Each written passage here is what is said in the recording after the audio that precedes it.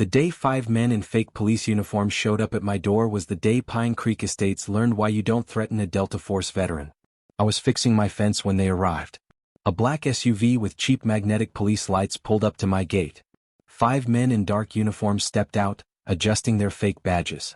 The tallest one, red-faced with a buzz cut, marched toward my front door like he owned the place. My name is Mike Reynolds. After 20 years in Delta Force, I bought my grandfather's old ranch to find some peace. The 15-acre property sits just outside Pine Creek Estates, an upscale neighborhood run by the most controlling HOA in Texas.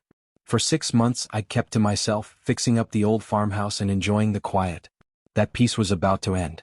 I set down my tools and watched them from the corner of my eye. My military instincts kicked in automatically, counting targets, noting positions, identifying the leader. Old habits die hard. The tall one pounded on my door while the others spread out across my porch. Through my security cameras I could see their patches, HOA enforcement in bold letters. The fake badges gleamed in the sunlight. I took my time walking to the door. Let them sweat a little. "Mr. Reynolds," the tall one shouted when I opened the door. "I'm Officer Doyle with Pine Creek Estates Community Enforcement. We've received multiple complaints about your property." I leaned against the door frame, sizing them up. "Pine Creek has police officers now? We're authorized community enforcement," Doyle said, puffing out his chest. "We can issue citations and conduct inspections when properties violate community standards." "Interesting," I said. "Especially since my land isn't part of Pine Creek Estates." Doyle thrust a document at me. "This inspection warrant says otherwise. Your fence line interferes with community aesthetics. We need to conduct an immediate inspection." I glanced at the paper. Fancy letterhead, official-looking stamps, and a signature from Judge William Thompson. The problem? No such judge existed in our county. "This isn't a real warrant," I said calmly. "Listen, Hayes," Doyle stepped forward, jabbing a finger toward my chest. "We can do this the easy way or the hard way. Your choice." I didn't correct him on my name. The slip told me everything I needed to know. This wasn't about me, it was about my land. "Gentlemen," I said, straightening up to my full height. "You have exactly 30 seconds to get off my property before I consider this an attempted home invasion." The smallest of the group, a nervous man with glasses, whispered to Doyle, "I told you this was illegal." "He's not even in the HOA." Doyle ignored him. "We have authority to inspect." 20 seconds, I interrupted. "And FYI, impersonating law enforcement is a felony in Texas." Their confidence wavered.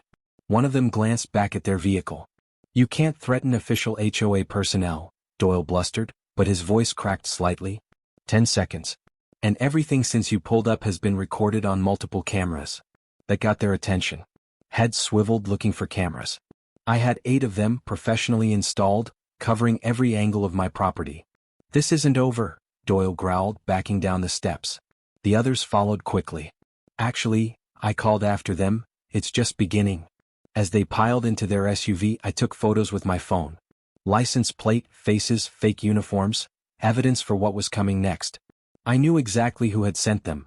Arthur Sterling, president of the Pine Creek HOA and local tyrant. For 3 months, he'd been trying to force me to sell a strip of my land so he could widen the neighborhood's main entrance road.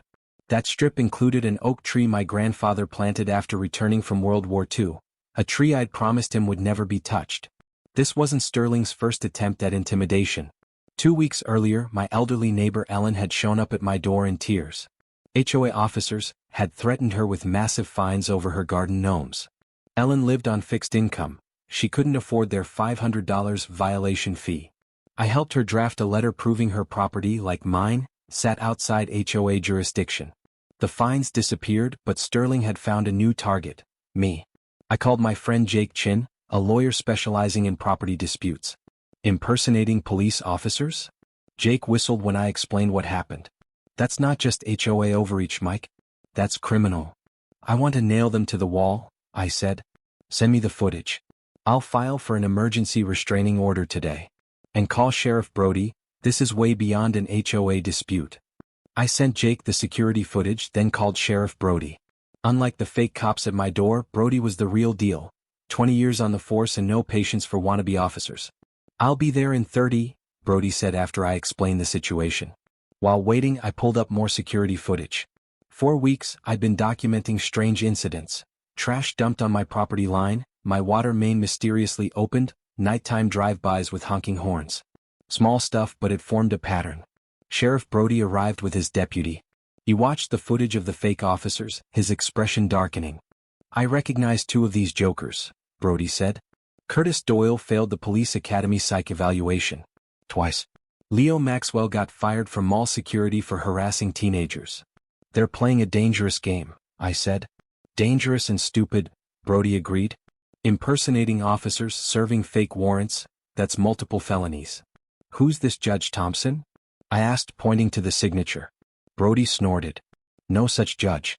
But Arthur Sterling's brother-in-law is named William Thompson." Subtle. "So what happens now?" "Now we pay Mr. Sterling a visit," Brody said, standing. "Care to join us?" 20 minutes later, we pulled up to Sterling's mansion. A silver-haired man in an expensive golf shirt opened the door, his smile vanishing when he saw Sheriff Brody. "Arthur Sterling?" Brody asked officially. "Yes? What's this about?" "We're investigating reports of individuals impersonating police officers and serving fraudulent legal documents. Mind if we come in?" Sterling's eyes flicked to me, then back to Brody. "I don't know anything about that." "Funny," I said. "Because your name is all over the fake warrant they tried to serve me." "That's ridiculous," Sterling huffed. "I'm the president of the Pine Creek Homeowners Association. We maintain community standards. We don't impersonate officers." Sheriff Brody held up his phone, playing the security footage. "These men claim to be HOA enforcement. That vehicle is registered to Pine Creek HOA. And this document," he held up the fake warrant in an evidence bag, "has your signature as the complainant." Sterling's face went from red to white. "They may have overstepped their authority. A misunderstanding." "A misunderstanding?" I stepped forward. "You sent armed men to my property with fake badges and documents." "Armed?" Sterling's eyes widened. "Check the footage," I said. "Maxwell had a pistol under his jacket. These aren't mall cops anymore, Sterling. These are criminals." Sterling collapsed into a chair. "It wasn't supposed to go this far. The road expansion project is critical for property values. Your land is the only obstacle. So you decided to intimidate me?" I asked. "The board authorized community enforcement personnel." "The board authorized fake cops?" Sheriff Brody interrupted. "Let's talk to them." Sterling's shoulders slumped. "The board doesn't know about the enforcement detail. It was my initiative." "Your initiative to commit multiple felonies?" Brody said. "Stand up, Mr. Sterling. You're under arrest for conspiracy to impersonate law enforcement officers." As Brody handcuffed Sterling, I noticed a folder on his desk labeled Hayes Property. I flipped it open. Inside were satellite images of my land, documents about the road expansion, and, most disturbing, a background report on me. Sterling had done his homework except for one crucial detail. He had confused me with another veteran named Hayes who lived nearby. That explained Doyle's slip earlier. Sterling had been targeting the wrong man all along. "Sheriff," I called. "You need to see this." Brody examined the folder. "Looks like we can add stalking and conspiracy charges." Sterling's face crumpled. "This is all a misunderstanding." "Save it for your lawyer," Brody said, leading him out. News of Sterling's arrest spread through Pine Creek Estates like wildfire. By evening, my phone was buzzing with messages from neighbors I'd never met, all sharing similar stories of intimidation and harassment. The next morning, Jake called with an update. "Sterling posted bail, but Doyle and the others are singing like canaries. They're claiming Sterling promised they had legal authority." "What about their weapons?" I asked. "Unlicensed. More charges coming. The DA is building a solid case." The doorbell rang. Ellen stood on my porch with a basket of muffins. "The whole neighborhood is talking," she said as I invited her in. "Sterling resigned from the HOA board this morning. There's an emergency meeting tonight." I attended that meeting out of curiosity. The community center was packed. When I walked in, the room fell silent. A woman approached me. "Mr. Reynolds? I'm Sophia Bellwether, vice president of the board. Or, acting president now." "Ms. Bellwether," I nodded. "On behalf of Pine Creek Estates, I want to formally apologize. Sterling's actions were unauthorized and unconscionable." "Apology accepted," I said. "But this isn't just about me. Every homeowner Sterling intimidated deserves restitution." Sophia nodded. "We're launching a full audit of HOA finances and reviewing all fines issued under Sterling's leadership." The meeting was surprisingly productive. Residents shared years of grievances against Sterling's regime. The board voted unanimously to restructure the HOA with new bylaws focusing on community support rather than punitive enforcement. 1 month later, the criminal cases proceeded. Sterling, Doyle, and the others accepted plea deals rather than face trial. They received probation, community service, and hefty fines. More importantly, they were barred from serving in any HOA or security position.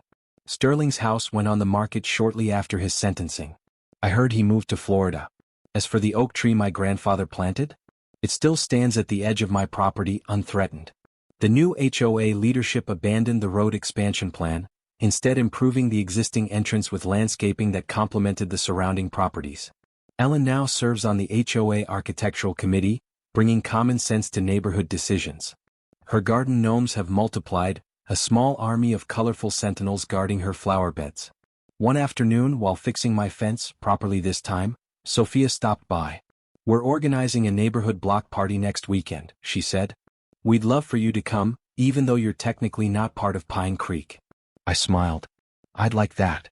"I've been meaning to ask," Sophia said hesitantly. "Sterling's files mention military service.